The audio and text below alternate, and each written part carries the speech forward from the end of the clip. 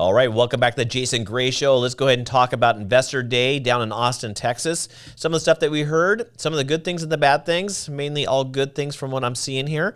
All right, so let's talk about the Cybertruck. They had probably the most latest prototype that's on site. That front nose, like we talked about, is a little short, but all the lines and everything on quality control all looked really good on those pictures. There was a couple really good YouTube videos where people had zeroed in on the, the suspension, the front, the back, the windows, all that stuff. I really do still love that window. I know everyone hates that wiper blade, but I think it's actually sort of cool. So anyways, the pictures of the Cybertruck were awesome.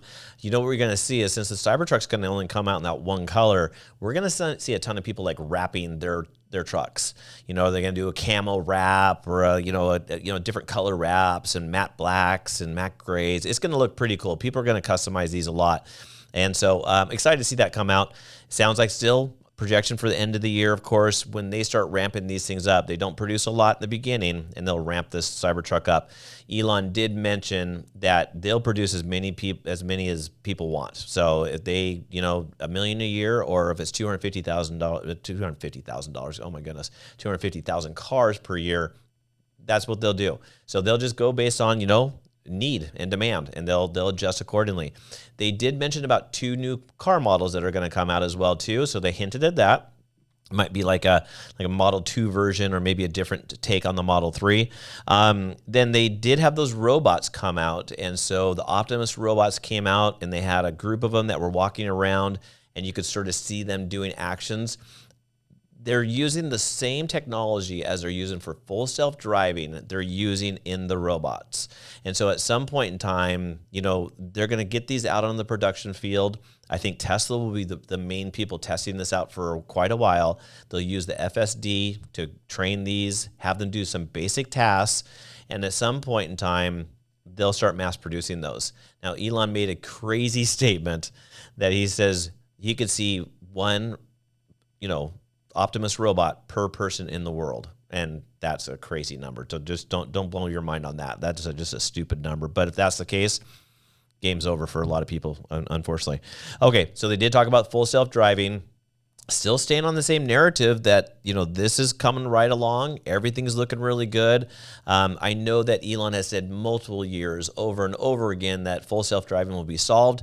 I don't think it'll be solved this year, but I think it will be solved next year. And I think they're making some great strides on this process.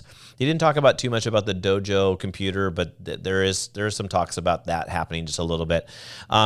They talked about margins. They talked about megapacks. And they still were holding their margins to about 20 to 25%. And they were still stating that on the megapacks. And a lot of the Uber Tesla bulls out there are throwing out numbers like 40, 50, 60% margins. So I'm happy with 25%. Don't get me wrong. There's no competition here in that department. And the competition is out there does not have the software and the technology that Tesla has.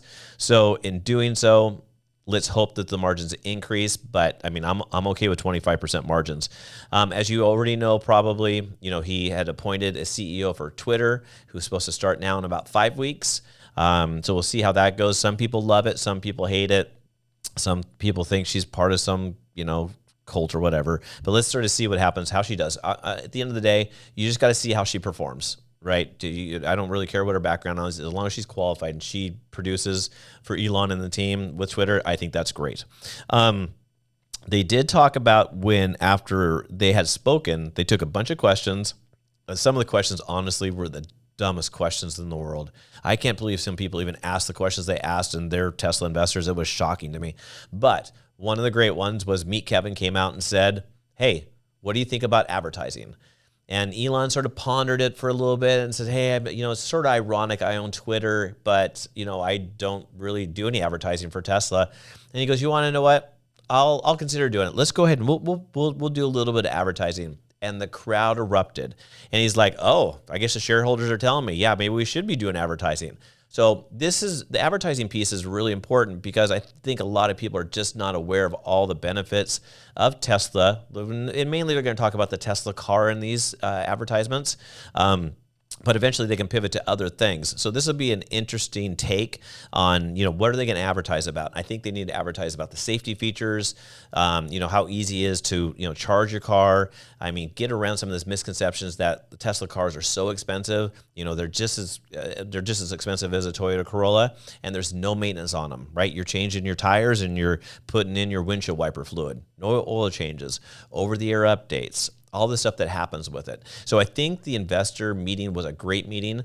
Of course, you saw the stock price through the week go up. We're at $180 a share. So, hopefully we can make it back up to that 203 mark I talked about a few months ago, and hopefully get past that 203 mark. I'm still buying Tesla shares as we speak, so let's sort of see how it goes. You guys all know I'm an Uber fan. I really do think by 2030, the share price on this is well over $2,500 a share by 2030. So if you have any questions, comments, concerns, like and subscribe, and I'll talk to you soon. Bye-bye.